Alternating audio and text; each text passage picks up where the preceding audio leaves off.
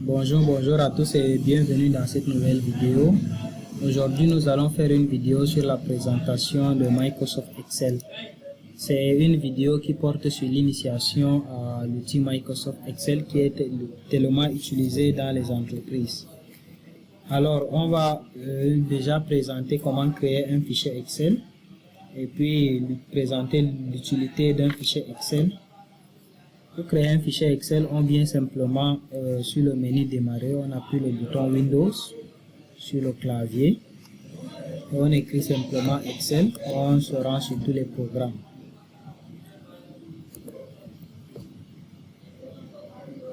Là on voit Excel est là, on peut simplement cliquer ici pour ouvrir Excel et cliquer à ce niveau.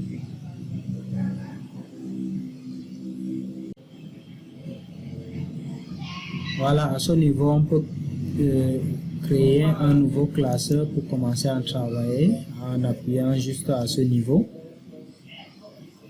Et puis, on va ouvrir notre fichier Excel vierge. Voilà, la présentation de Microsoft Excel, c'est ça. Nous travaillons sur Microsoft Excel 2021. Vous pouvez travailler sur les versions plus anciennes ou plus récentes, ça ne me dérange pas. Et ce sera les mêmes interfaces.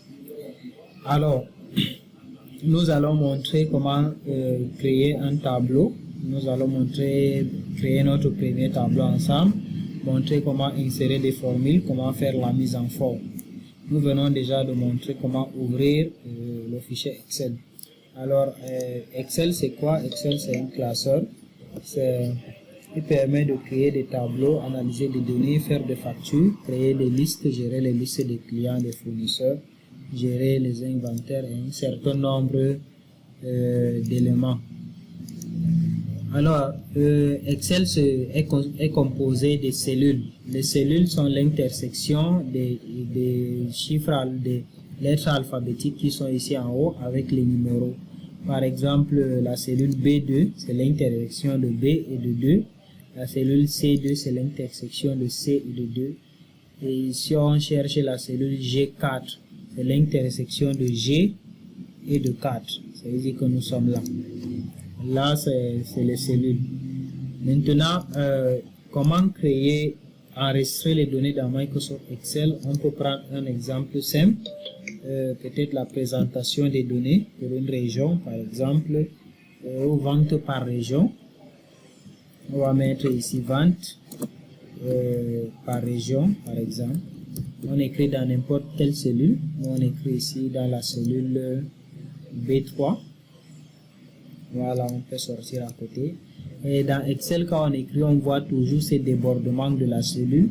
Soit on doit écarter ici à ce niveau, soit si on laisse comme ça, on fait juste un double-clic. En double-cliquant, on peut également écarter. On peut dire vente par région. À ce niveau, maintenant, là, on peut lister les régions. Par exemple, à ce niveau, peut-être on est au nord, on est au sud, par exemple, on est au centre. Là, ça va faire 3 régions. Là, maintenant, on peut créer un tableau, si on veut. On sélectionne tout ceci. Et puis, on peut attribuer les bordures à cet espace, à ce niveau. Maintenant, on peut mettre les quantités ou les montants de vente. Par exemple, ici, 5 000 euros, 50 000 euros. Ici, on peut mettre 10 000 euros. Et ici, on peut mettre 5 000 euros. Voilà. On va un peu agrandir pour mieux voir. Voilà, à ce niveau. On est là. On peut donc voir. Il faudrait donc éventuellement faire des calculs pour savoir pour toutes les régions. On a un montant de combien. Il y a deux façons d'insérer les formules. Déjà, les formules dans Excel commencent toujours par égal pour que Excel puisse faire la différence entre des éléments normaux, c'est-à-dire des chiffres ou des lettres, ou bien des formules. Il faudrait donc différencier en écrivant égal ici au début. On peut donc additionner le montant de 50 euros ici. On fait plus les 10 euros ici, plus les 50 euros ici. On peut donc valider entrée. À chaque fois qu'on écrit dans Excel, il faut toujours valider par entrée.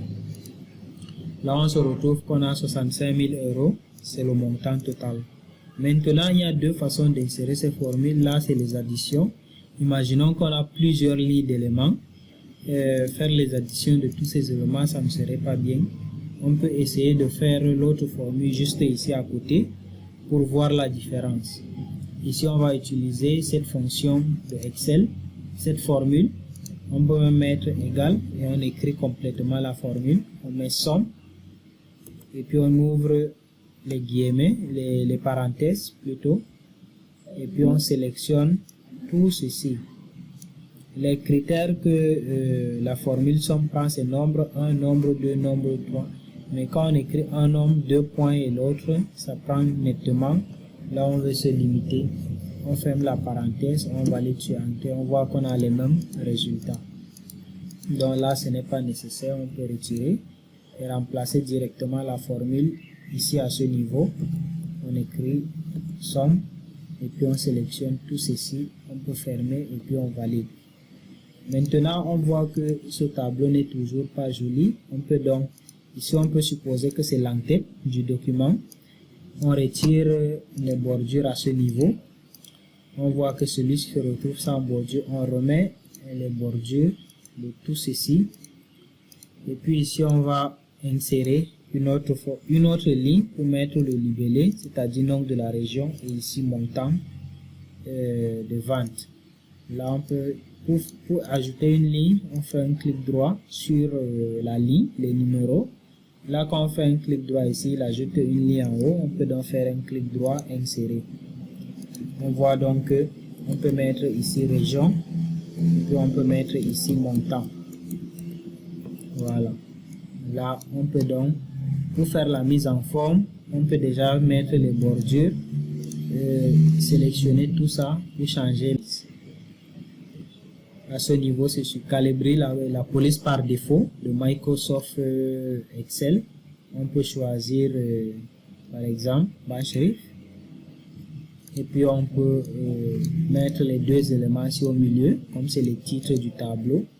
Et puis, on peut écarter légèrement. Voilà, ici, on peut écrire simplement total. Là, on voit qu'on fait un petit tableau sur Excel rapidement. On peut aussi mettre au milieu ces deux éléments en bas qui représentent les éléments finaux et les mettre en gras. Mettre également ceci en gras. Mettre en gras, ça veut dire faire en sorte que le texte soit bien foncé. On peut donc décider simplement d'enregistrer à ce niveau notre fichier qu'on vient de traiter. On peut aussi fusionner ici si on veut. Fusionner, ça veut dire qu'on va réunir les cellules B2, B3 et C3 ici. Donc si on sélectionne, on fusionne, on se rend compte que B et C deviennent comme une cellule.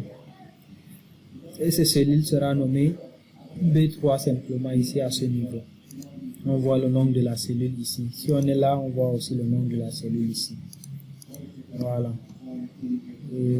C'est une série de vidéos que nous débutons. Nous allons arrêter ici.